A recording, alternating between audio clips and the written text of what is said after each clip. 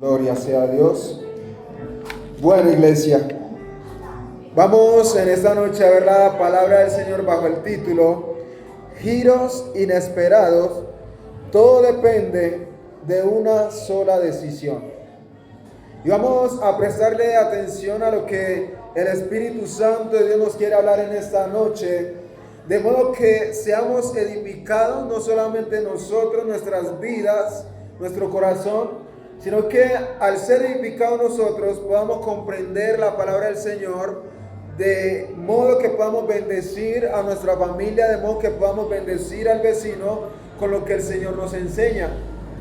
Porque esto es un constante aprendizaje de Dios para nuestra vida, en el que el Señor quiere que nosotros lo aprendido lo transmitamos a nuestros seres queridos, a las personas que nos rodean, a cada uno de nosotros. Entonces, giros inesperados, todo depende de una sola decisión. Iglesia, no hay nada más que dos decisiones en la vida, las cuales podremos tomar con plena libertad y conciencia delante de Dios.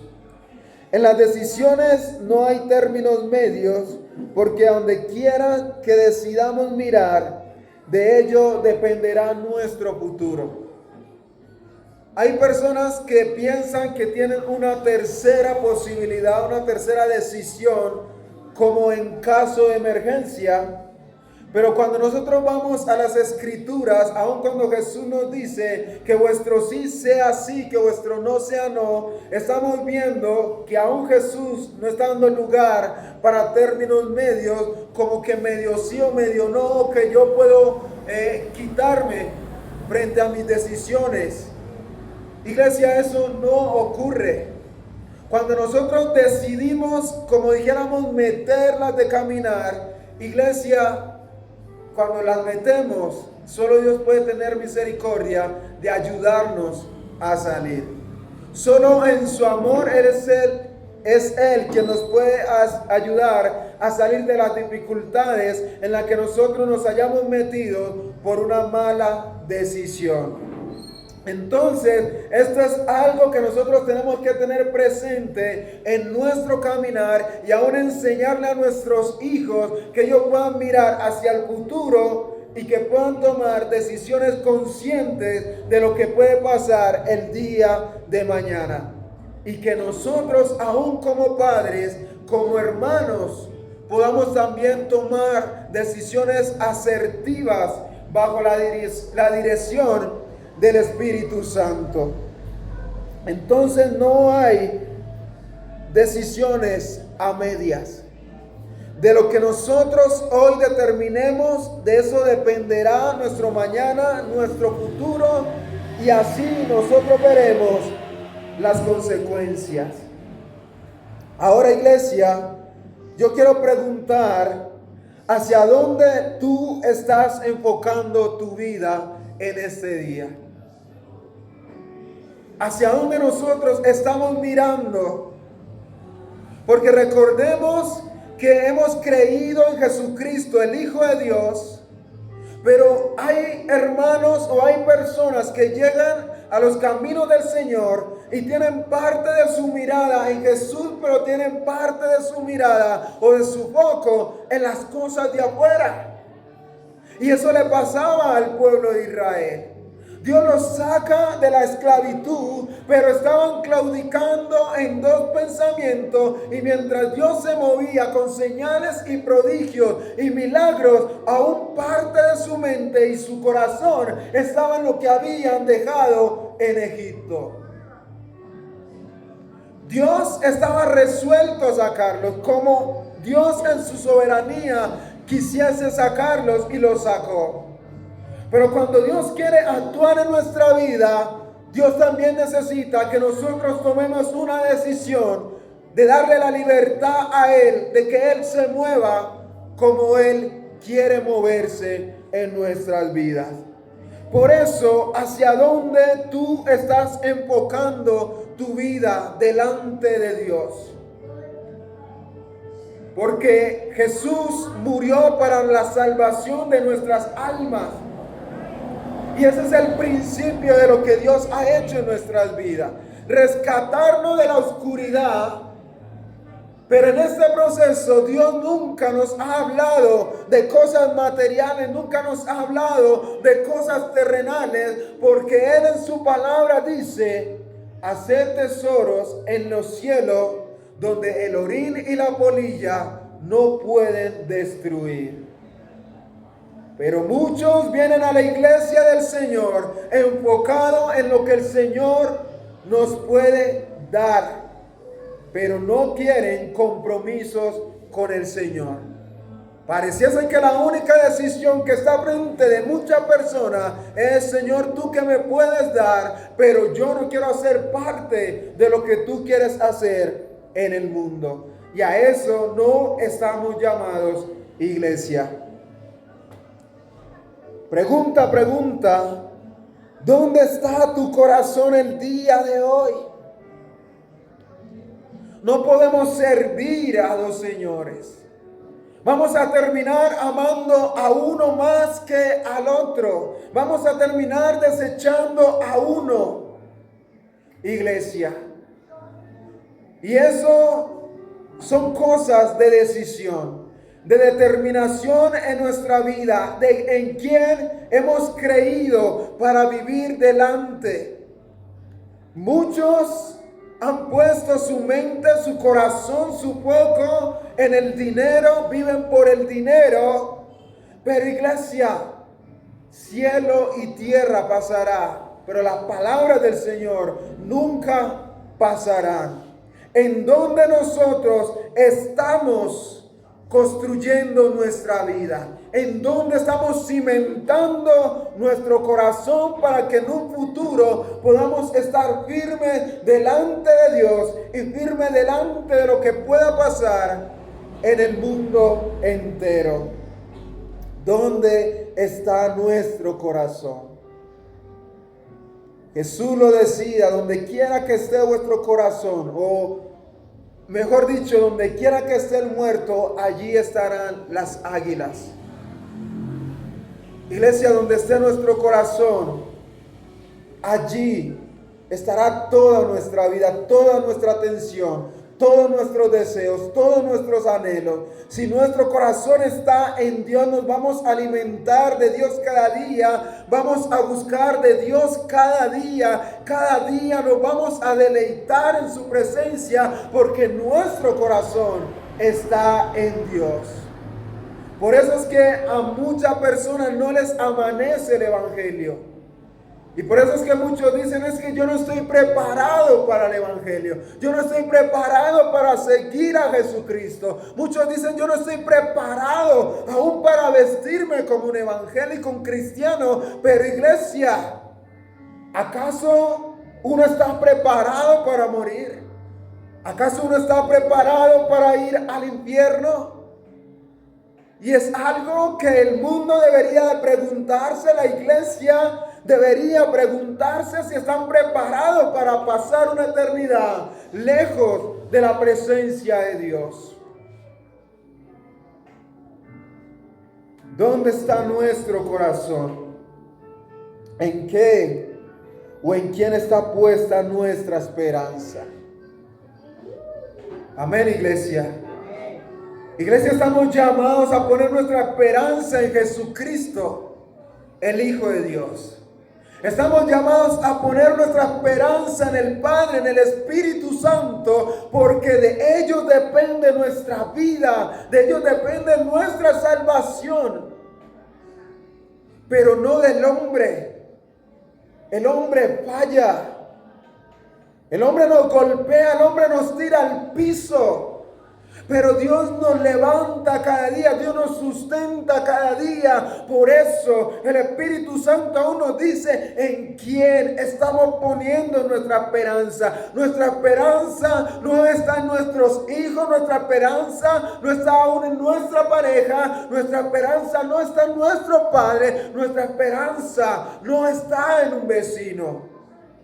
Ellos nos pueden ayudar. Claro que sí. Ellos pueden estar en muchos de nuestros momentos difíciles. pero no es la garantía para nuestra vida. Porque aún muchas veces nuestros familiares se levantan en contra de nosotros, porque aún la palabra lo dice, los primeros que se levantan contra nosotros son nuestros propios familiares. Ellos son los primeros que nos hacen la guerra cuando decidimos creer en Jesucristo. Entonces, ¿en qué o en quién estamos poniendo nuestra esperanza? Iglesia, ni lo que tenemos puesto es garantía. Una casa no es garantía. Un empleo no es garantía, iglesia. Y por eso es que vamos a entender por qué estamos hablando de giros inesperados en nuestra vida por una decisión. Ya vamos a ir a la palabra de Dios. Vamos a leer acerca de la vida del hijo pródigo. Y vamos a ver unas verdades que podemos encontrar allí acerca de esta parábola que Jesús estaba enseñando al pueblo de Israel. Y vamos a ver cómo las decisiones que nosotros tomamos cambian por completo nuestra vida para bien o para mal. Yo les quiero invitar a que vayamos al libro de Lucas, capítulo 15. Gloria sea el nombre del Señor. Iglesia, ¿quién es el que vive? Y a su nombre y a su pueblo. Gloria sea el nombre del Señor. Lucas capítulo 15. Versículo 11.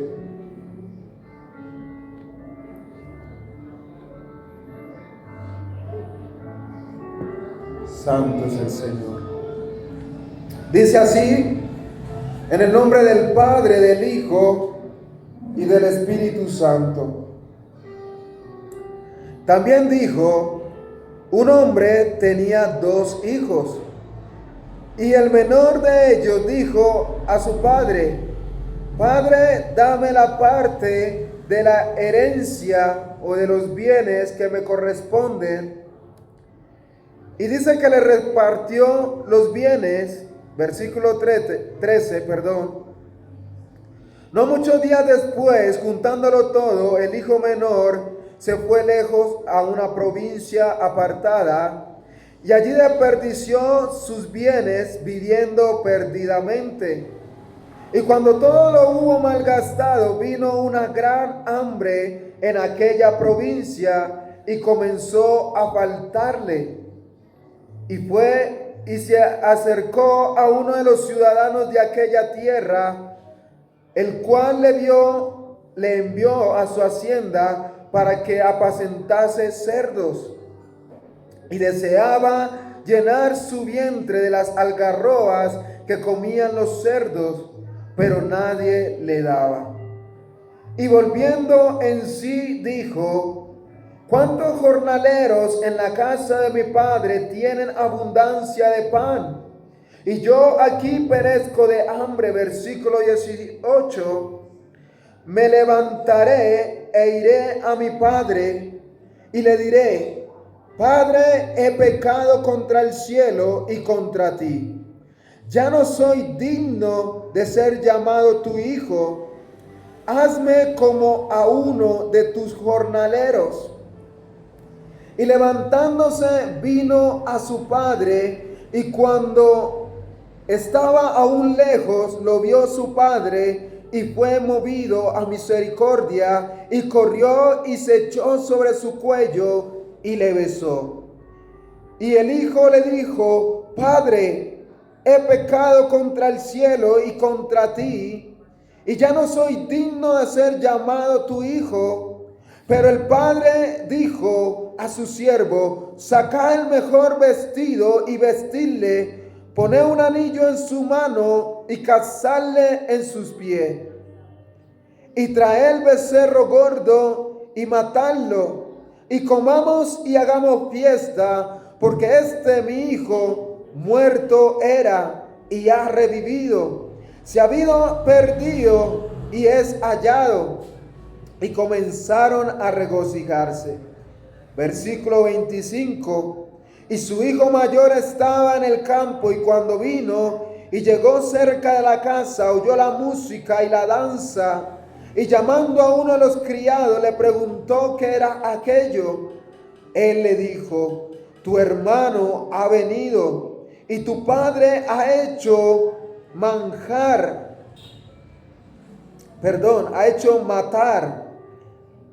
el becerro gordo por haberle recibido bueno y sano. Entonces se enojó y no quería entrar. Salió por tanto su padre y le rogaba que entrase. Mas él respondiendo dijo al padre: he aquí, tantos años te he servido, no habiéndote desobedecido jamás, y nunca me has dado ni un cabrito para gozarme con mis amigos. Pero cuando vino este tu hijo, que ha consumido sus bienes con rameras, ha hecho matar para él el becerro gordo. Entonces le dijo: hijo, tú siempre estás conmigo y todas mis cosas son tuyas, mas era necesario hacer fiesta y regocijarnos, porque tu hermano era muerto y ha revivido, se había perdido y es hallado.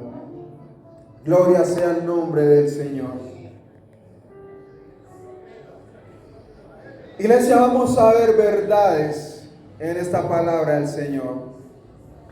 Vamos a ver realidades que nos confrontan a cada uno de nosotros en nuestro caminar con Dios.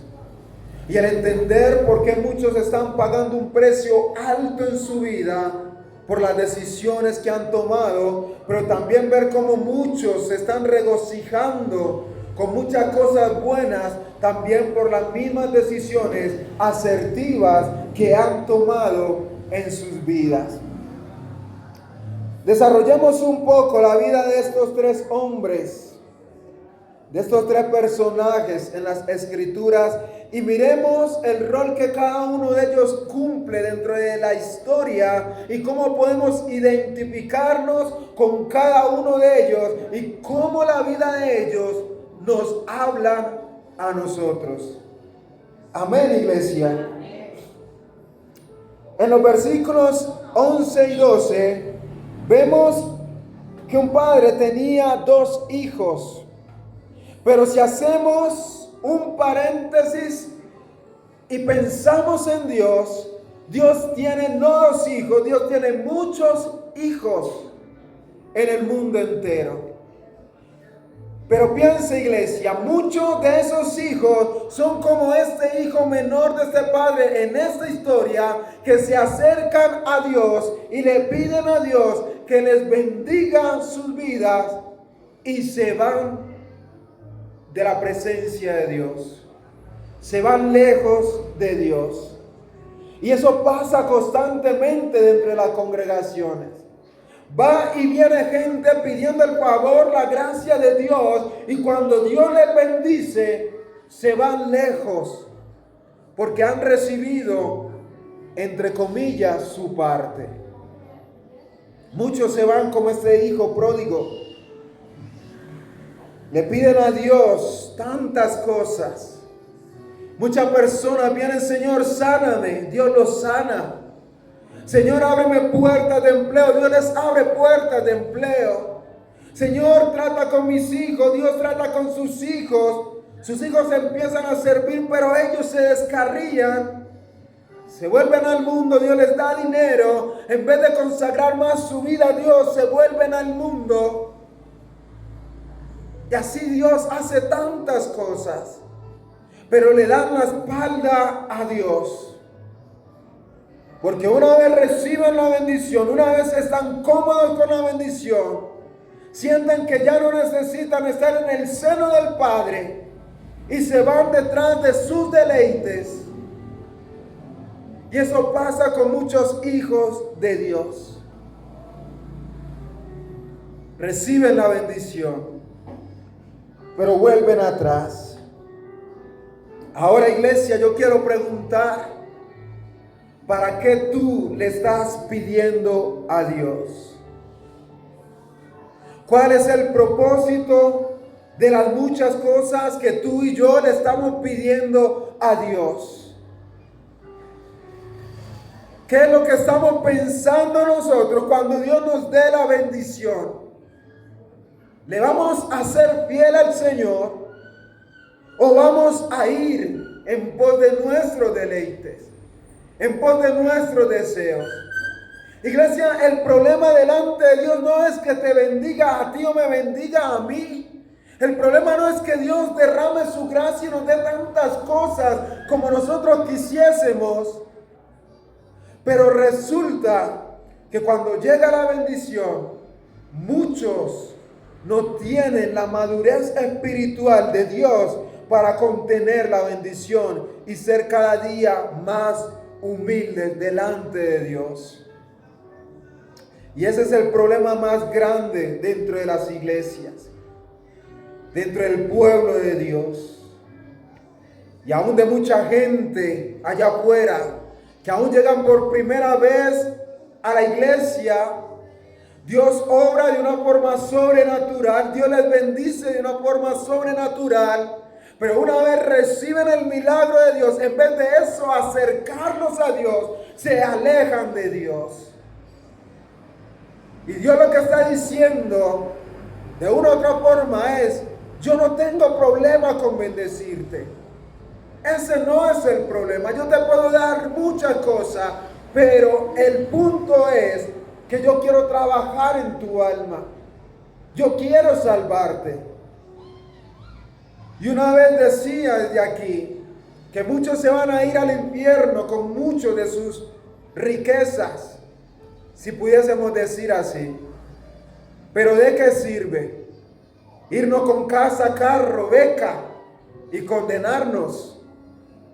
Y es lo que el Señor está diciendo: ¿de qué te sirven todas esas cosas? Yo te las doy, disfrútalas, gózate con eso, pero no es el foco.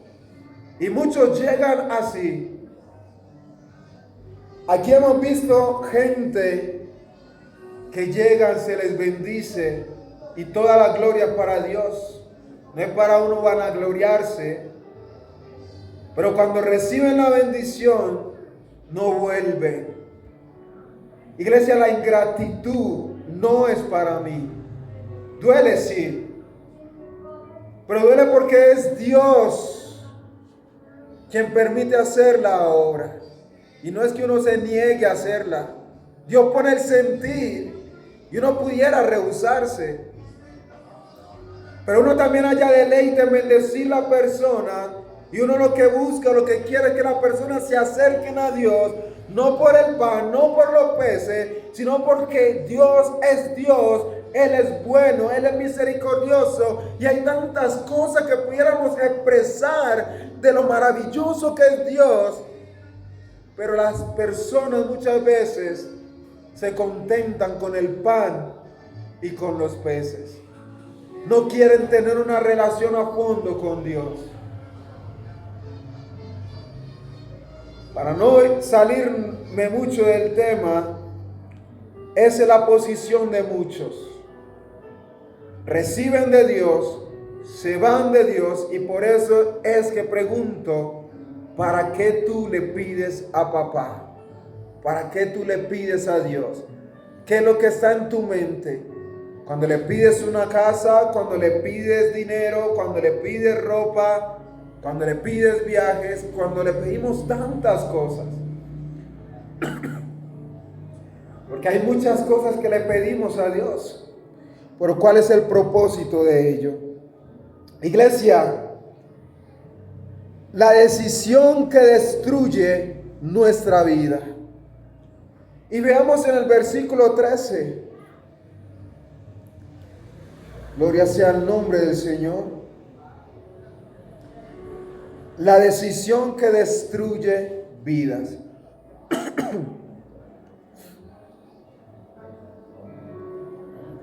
Dice así: no muchos días después, juntándolo todo, el hijo menor se fue lejos a una provincia apartada y allí desperdició sus bienes viviendo perdidamente. Iglesia, piensa que este joven le estaba pidiendo al Señor, a su padre, perdón, no para algo bueno. Le estaba pidiendo para su deleite. Él ya tenía en mente lo que iba a hacer con los bienes del padre, su herencia. Y dice que no muchos días lo juntó todo y se fue a vivir perdidamente. Iglesia, es la condición de muchos jóvenes, aún en la congregación. Ellos empiezan un proceso en que Dios empieza a levantarlos. Cuando empiezan o adquieren un empleo, la mayoría de ellos empiezan a retroceder. Porque ya está la bendición, ya está el dinero. Pero ya también empiezan las amistades. Ya empieza el círculo dañino. Empiezan las decisiones que destruyen. Y empiezan a alejarse del seno del hogar, empiezan a alejarse del consejo de papá, de mamá, pero empiezan a alejarse de Dios. Y es la realidad que pasa con muchos cristianos, muchos jóvenes cristianos. Están estudiando, llegan a la universidad, se mantienen en la congregación, pero cuando ya empiezan a trabajar, empieza a fluir el dinero, empiezan las amistades y en vez de tomar decisiones asertivas, empiezan a dejarse influenciar y empiezan a ser alejados del propósito de Dios. Este joven ya tenía en mente lo que iba a hacer. Él quería vivir perdidamente, quería vivir una forma extravagante, sin Dios, sin ley, sin consejo de padre. Y es lo que muchas personas quieren hoy en día. Muchos se salen del hogar de papá y de mamá porque quieren vivir como quieren vivir. No quieren vivir sometidos a la regla de papá y de mamá, pero no saben que esa decisión les va a destruir el día de mañana. Iglesia, es que la verdad, la realidad de la palabra de Dios es que nos dice, es que lo que sembremos ahora, recogemos mañana. Y a muchos, como no les pasa el cacharro, en el momento que toman la mala decisión, se empoderan más y dicen, voy por buen camino, no me ha pasado nada. Pero iglesia, lo que se siembra, tarde que temprano, se recoge. Iglesia, el alto costo de nuestras decisiones, caída tras caída, versículo 14, 15 y 16. Gloria a Dios. Dice, cuando todo lo hubo malgastado, vino una gran hambre en aquella provincia y comenzó a faltarle. Y fue y se arrimó a uno de los ciudadanos en aquella tierra, el cual le envió a su hacienda para que apacentase cerdos. Y deseaba llenar su vientre de las algarrobas que comían los cerdos, pero nadie le daba. Una mala decisión, iglesia. La mala decisión que tomó este joven. La mala decisión que están tomando muchos afuera. La mala decisión que están tomando muchos hijos de Dios dentro de la iglesia.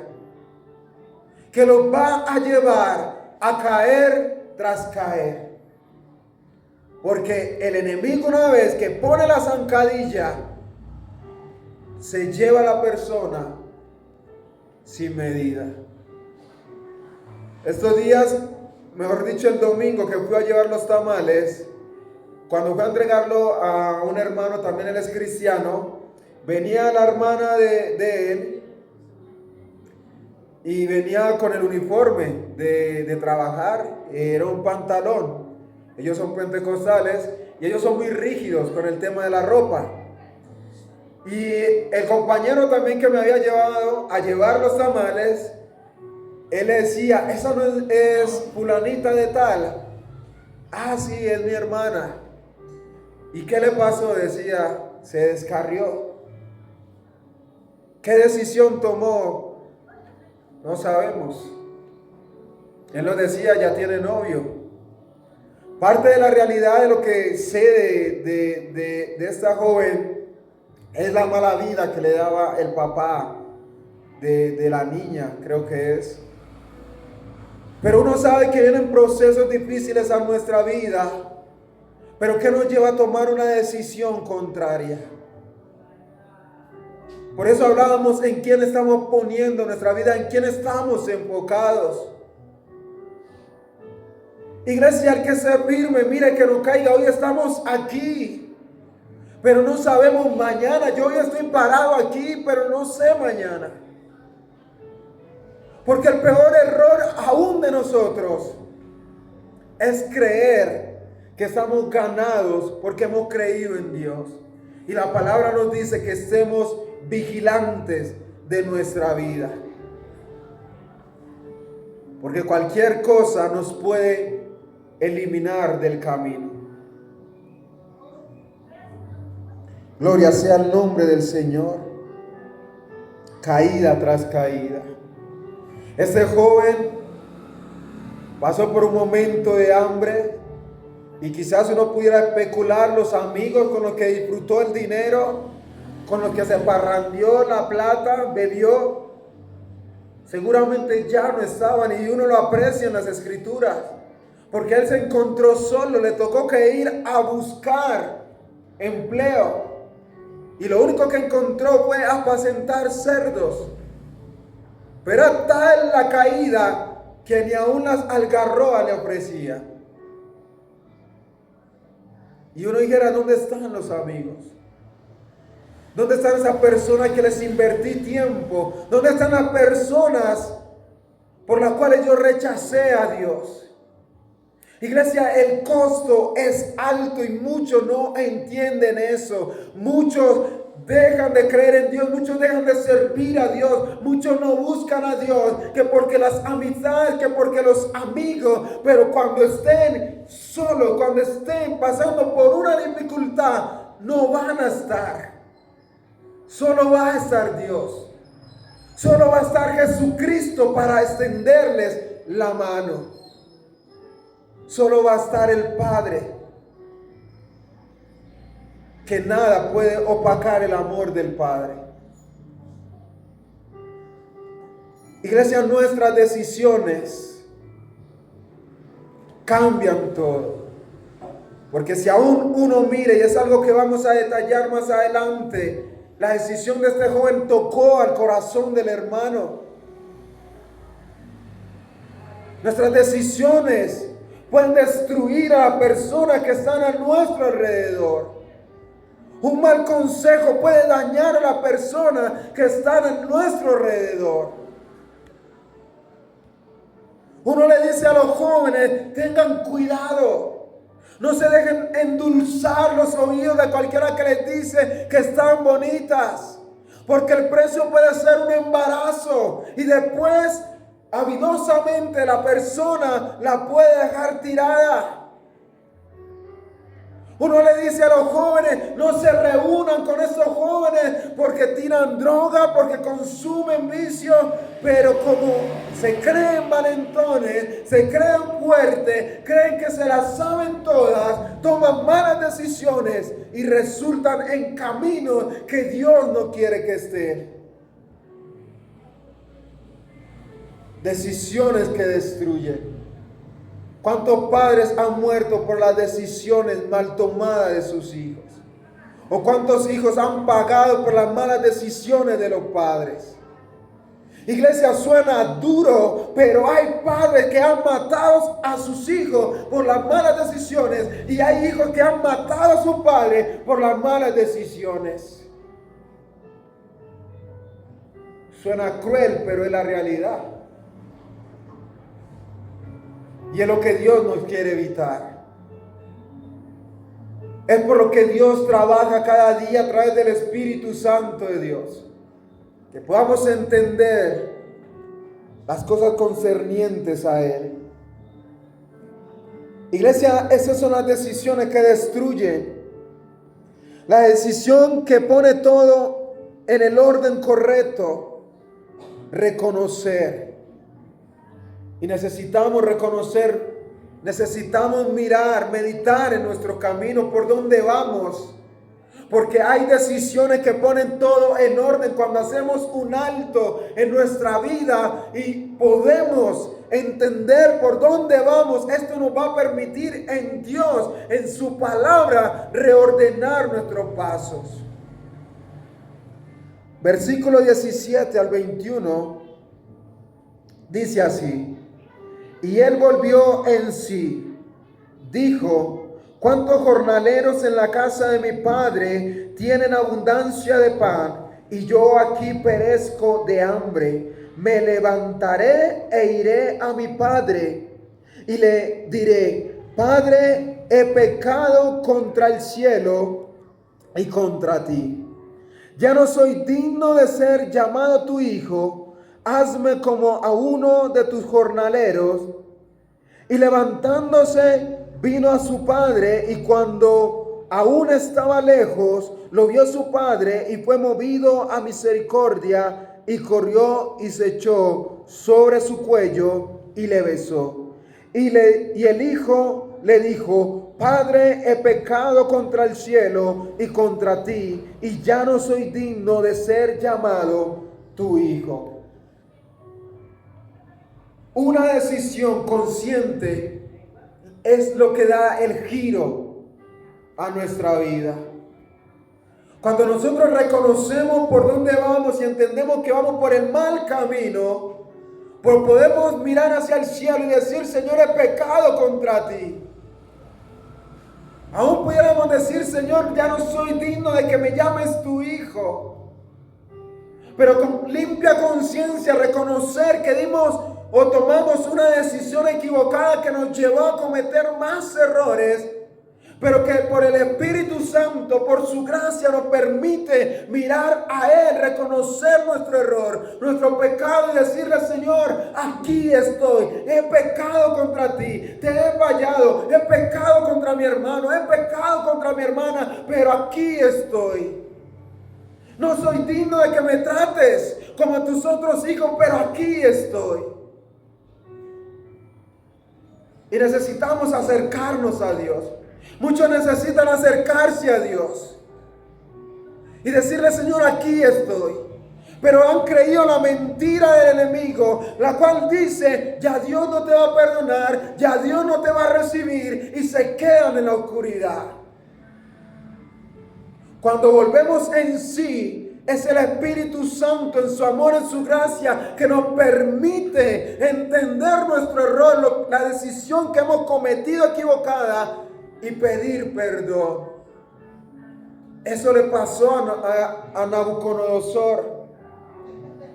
7 años como una bestia, como un animal, comiendo del campo.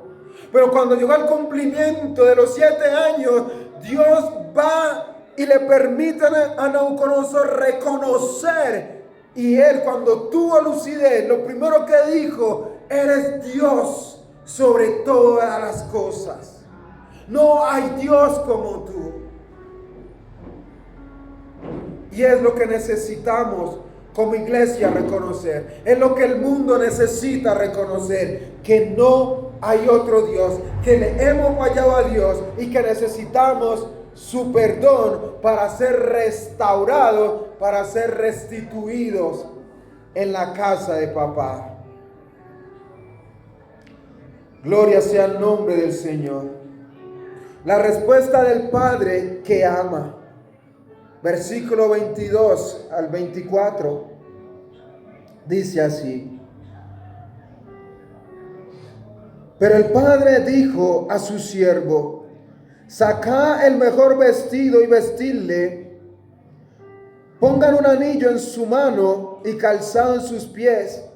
Traed el becerro gordo, matadle y comamos y hagamos fiesta, porque mi hijo muerto y ha revivido, se había perdido y es hallado. Y comenzaron a regocijarse. Iglesia, esa es la respuesta del Padre que ama. El Padre que no se enfoca en la mala decisión que muchas veces tomamos. Y yo sé que cualquiera de nosotros, ante las malas decisiones de nuestros hijos, vamos a responder con amor. No vamos a responder juzgando. Vamos a traerles a nuestro seno y vamos a empezar de nuevo con nuestros hijos. Y es lo que Dios hace con cada uno de nosotros. Cuando fallamos, el Señor lo que puede decir: está bien, yo sigo contigo. Yo camino contigo, te equivocaste, pero yo enderezo. Eso es lo que hace papá. Él no se sienta a ver nuestra mala equivocación. Él se regocija porque volvemos en sí y volvemos a su seno, volvemos a su presencia, reconocemos que Él es nuestro Padre. Es lo que Dios hace. Él se regocija. Cuando muchos se van de la congregación pero vuelven, el Padre se regocija. Cuando fueron a comer algarroba, el Padre se regocija porque volvieron. Eso es lo que hace papá. Esa es la decisión de papá. El volver a restituir. El volver a dar la confianza. Eso es lo que hace papá. Iglesia, y muchos deben entender eso. Muchos que han vuelto atrás, que se sienten caídos, que se sienten menospreciados, que se sienten que ya no pueden estar en la presencia de Dios, pero el Padre está esperando a verlos desde lejos para correr a su encuentro. El Padre está esperando a que muchos regresen, y desde el momento que los vea desde lejos, el Padre va a correr con un beso, con abrazo. Ese es nuestro Dios, iglesia. ¿Cuántos dicen amén? Ese es nuestro Padre. Y el enemigo quiere distorsionar esa imagen de nuestro Padre. Él no está pensando en juzgarnos. El pensamiento de Dios no está en mandarnos al infierno. El pensamiento de Dios no está en dejarnos con una enfermedad. El pensamiento de Dios no está en dejarnos en el error. El pensamiento de Dios no está en dejarnos abrumados, solos, desamparados. Él quiere lo mejor y nos va a dar lo mejor. Gloria sea al nombre del Señor. La decisión que amarga tu vida y no te deja ser feliz. Versículo 25 al 30. Dice así: y su hijo mayor estaba en el campo, y cuando vino y llegó cerca de la casa, oyó la música y la danza. Y llamando a uno de los criados, le preguntó qué era aquello. Él le dijo: tu hermano ha venido, y su padre ha hecho matar el becerro gordo por haberle recibido bueno y sano. Entonces se enojó y no quería entrar. Salió por tanto su padre y le rogaba que entrase. Mas él respondiendo dijo al padre: he aquí tantos años te sirvo, no habiéndote desobedecido jamás, y nunca me has dado ni un cabrito para gozarme con mis amigos. Pero cuando vino tu hijo que ha consumido sus bienes con rameras, ha hecho matar para él el becerro gordo. Iglesia, tú decides si te amargas por el hermano que se fue. Y no hay razón para ello. Porque si somos hijos de Dios y vemos que un hermano se fue, oramos por él. Y si ese hermano que pidió la bendición, el Padre se la dio, se fue al mundo y luego regresa y Dios le da mucho más, ¿por qué enojarnos? Si al Padre le place restituirlo, si al Padre le place ponerlo en su lugar, nosotros decidimos si nos enojamos con la decisión del Padre. Nosotros decidimos si nos enojamos, si Dios le da una casa a nuestro hermano, aun cuando se fue al mundo, pero volvió. Nosotros decidimos si nos enojamos, si Dios le da dinero, le da cosas, le da más dones, le da más talentos. Nosotros decidimos si nos enojamos o no. Pero estamos llamados a gozarnos por el hermano que estaba perdido, pero vuelve a casa. Estamos llamados a regocijarnos por ese hermano. Y muchos dentro de las congregaciones se enojan. Y aún entre las cosas allá secular, muchos hermanos se enojan. Y cuesta. Y a mí muchas veces me ha pasado. Y le he preguntado a Dios. Le he dicho, Señor, ¿dónde está tu justicia? Pero la palabra me dice o me invita, regocíjate. Tu hermano no está haciendo lo mejor, tu hermana no está haciendo lo mejor. Pero aún le va bien, gózate. Señor, pero es que yo estoy caminando contigo, yo te estoy buscando. Gózate. Yo decido amargarme. O yo decido hacer fiesta. Es la realidad, iglesia. Iglesia, hagamos fiesta. Hagamos fiesta por ese hermano que vuelve a casa. Giros inesperados, decisiones equivocadas, pero todo cambia en un momento. ¿Qué podemos aprender de esta historia? Que hay caminos que a los hombres les parecen derecho, pero su fin es camino de muerte. Proverbio 14, versículo 12. Hay cosas que nos parecen que están dentro del plan de Dios, dentro del propósito de Dios. Hay cosas que creemos que no van a dañar a nuestros seres queridos. Pero Dios dice, hay caminos que al hombre le parecen rectos, pero su fin es de muerte. Hay caminos que a nosotros nos parece que son buenos, pero van a amargar nuestra vida. Entonces, hay que prestarle atención, iglesia. Iglesia, vamos a ponernos en pie.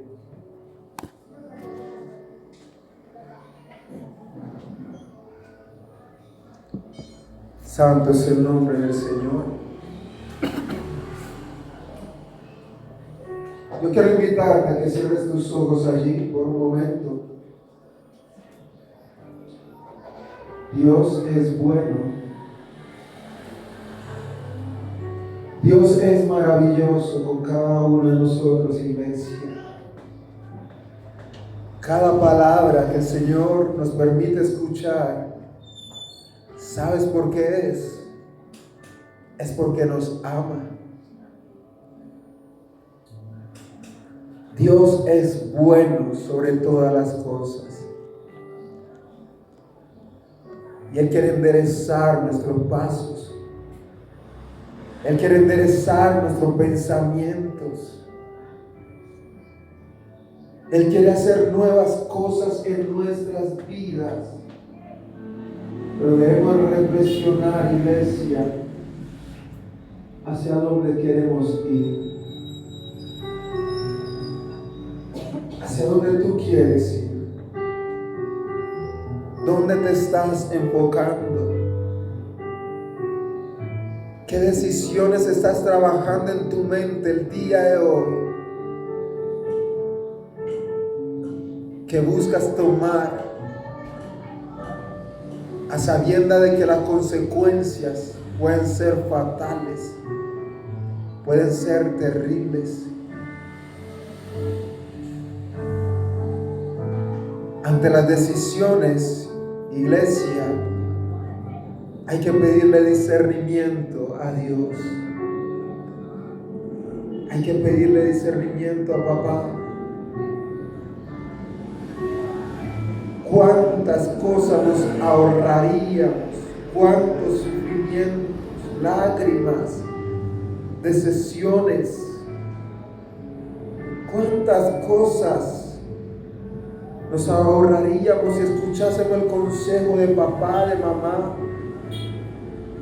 Y sobre todo el consejo de papá, nuestro Dios, el consejo de Jesucristo. ¿Cuántas cosas nos ahorraríamos si escuchásemos el consejo del Espíritu Santo que habla día tras día a nuestra vida? El mundo es del maligno, lo dice su palabra.